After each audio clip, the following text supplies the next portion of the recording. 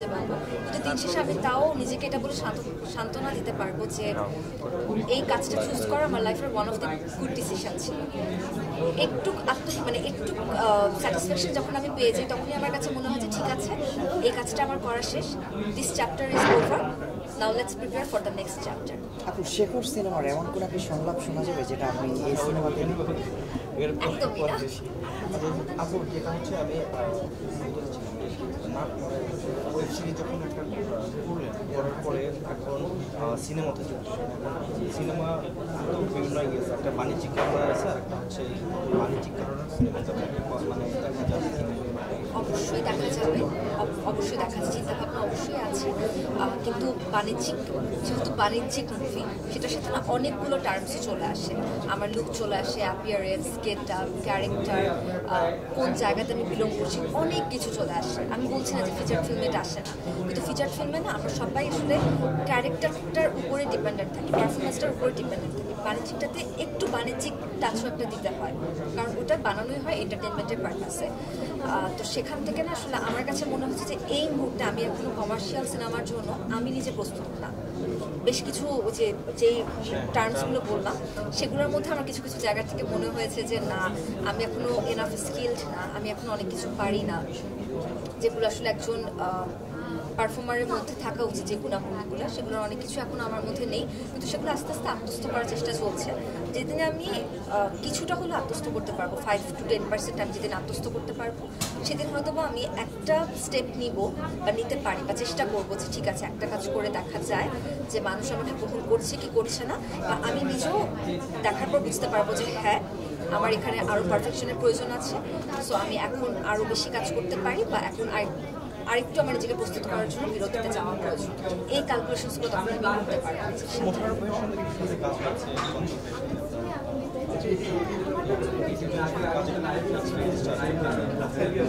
চঞ্চল ভাইয়ার সাথে যে কাজটা হয়েছে সেখানে আসলে একদম তার সাথে কাজ করার সুযোগটা হয়নি, স্ক্রিন শেয়ারের সুযোগ হয়নি, যেটা অবশ্যই মোশাররফ ভাইয়ের সাথে হয়েছিল, এবং আমার ইচ্ছা আছে দুজনের সাথে বড় পর্দায় কাজ করার।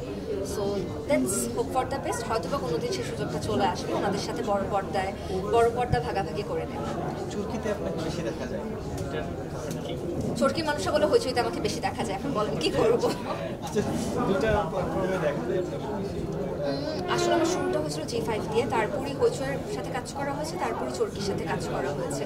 এর বাইরে কোনো প্ল্যাটফর্মের সাথে এখনো কাজ করা হয়ে ওঠেনি আমার। যাদের সাথে কাজ করা হয়েছে, যে ডিরেক্টরদের সাথে, তাদের কাজগুলো দেখা গেছে হয় চরকিতে গিয়েছে, না হয় হইচইতে গিয়েছে, সেজন্যই আসলে সেখানে আমাকে বেশি দেখা গিয়েছে। তারা যদি অন্য কোনো প্ল্যাটফর্মে নিয়ে যেতেন, লাইক বেঞ্চ অর বাস, তাহলে সেখানে আমাকে দেখা যেত। প্রশ্ন আছে? হ্যাঁ, আমি তো আপনি করেন। আচ্ছা, আপনার প্রথম সিনেমা ছিল 2018 সালে আহত ফুলের গন্ধ, এখন 2024, এই 6 বছরের গ্যাপটা সিনেমাতে, মানে কারণটা কি ছিল? কারণটা আপনি তো অভিনয় ছিলেন। অবশ্যই অভিনয় ছিলাম, আমি টিভি কমার্শিয়ালে ব্যস্ত ছিলাম, আমি উপস্থাপনা করছিলাম, আমি টুকটাক নাটক করছিলাম, এবং একই সাথে OTT-তে তখন আমি কাজ করা শুরু করলাম 2020 সাল থেকে। সিনেমাটা ইচ্ছা করেই করিনি, কারণ আমার কাছে মনে হয়েছে আহত ফুলের গল্পতে কাজ করার পর যে আমি এখনো সিনেমার জন্য, ফিচার ফিল্মের জন্য আমি প্রস্তুত না। আমি এখনো, যেহেতু বয়সটা কম ছিল 2016 সালে যখন কাজ করি, এখন 2024 সাল, ডেফিনেটলি কিছুটা হলেও বুঝেছি। আর তখন তো আসলে কারোর সাথে অভিনয়ের কাজ না করেই আহত ফুলের গল্পে কাজ করা, এখন তো কিছুটা হলেও কিছু মানুষের সাথে কাজ করার সুযোগ হয়েছে, কিছু গুণী নির্মাতার সাথে কাজ করার সুযোগ হয়েছে, নিজের ভুল ত্রুটিগুলো আরও জানার সুযোগ হয়েছে, শুধরানোর জায়গা পেয়েছি। সেখান থেকে এই 6 বছর পর এসে মনে হয়েছে এই গল্পটা পাওয়ার পর যে হ্যাঁ, এটাতে কাজ করা যায়, সো এটাতে কাজ করতেই পারি, একটু করেই দেখি কাজটা কী হয়। তাহলে চলচ্চিত্রে কাজ করার ক্ষেত্রে কি আপনার ওই যে গল্প বেস কিংবা অফ ট্র্যাকের এইগুলোই কি আপনাকে বেশি টানে? কমার্শিয়াল মুভি দেখে কোনো ইচ্ছে একটু টানে, এমন না যে, মানে let's being honest with me, একটু আমাকে অফ ট্র্যাকের গল্প বেশি টানে কমার্শিয়াল ঘরানার থেকে। কারণ এর পেছনে একটা বড় কারণ হচ্ছে যে আমি যখন কোনো কমার্শিয়াল ঘরানার মুভি দেখি, সেগুলো 250 কোটি 300 কোটির থাকে, 500 কোটিরও থাকে। তারা আমাকে যে ইমেজটা দিতে পারছে, আমার 5 কোটি বাজেটের মুভি আমাকে সেই ইমেজটা দিতে পারছে না। সেখান থেকে না একটা এক্সপেকটেশনের জায়গাতে একটা বড় দূরত্ব তৈরি হয়। সেখান থেকে মনে হয় যে, যেহেতু আমি জানি আমার এই মিডিয়া ইন্ডাস্ট্রি বা সিনেমা ইন্ডাস্ট্রির বাজেটটা কেমন, অবস্থাটা কেমন, সেখান থেকে নিজেকে আসলে কমার্শিয়াল ফিল্মের আপনাদের ভাষায় সোকল নায়িকা বলতে একটু দ্বিধাবোধ হয়, বা সেভাবে নিজেকে দেখতে আসলে আমার খুব আমি বাধাগ্রস্ত হই। সেখান থেকে মনে হয় যে একটু অফ ট্র্যাকের গল্প যেগুলো, যে সিনেমাগুলো নিয়ে বাইরের দেশগুলোতে প্রচুর ভ্রমণ করছে আমাদের সিনেমা পিপাসু নির্মাতারা, তাদের সাথে কাজ করতে আমার কাছে একটু বেশি ভালো লাগে। এবং মনে হয় যে তারা হয়তো বা, এটা আমার ধারণা, আমি জানি না, আমি ভুলও হতে পারি, আমার মনে হয় যে তারা তাদের সিনেমাগুলো নিয়ে অনেক বেশি খুঁতখুঁতে হন, তারা তাদের নির্মাণগুলো নিয়ে অনেক বেশি খুঁতখুঁতে হন এবং খুব ধরে ধরে তারা কাজ করে, যেটা আসলে আমার জন্য খুবই আরামদায়ক। আমি আসলে এমন নির্মাতার সাথেই কাজ করতে চাই যারা অনেক ধরে ধরে কাজ করেন, যারা অনেক খুঁতখুঁতে স্বভাবের এবং যারা অল্পতেই সন্তুষ্ট হয়ে যান না, যারা মনে করেন না যে তাদের 5-6টা যে কাজ তারা করেছেন তার মধ্যে এটাই এখন পর্যন্ত বেস্ট কাজ। তো তাদের সাথে কাজ করতে আসলে আমার অন্য ধরনের একটা লোভ জাগে।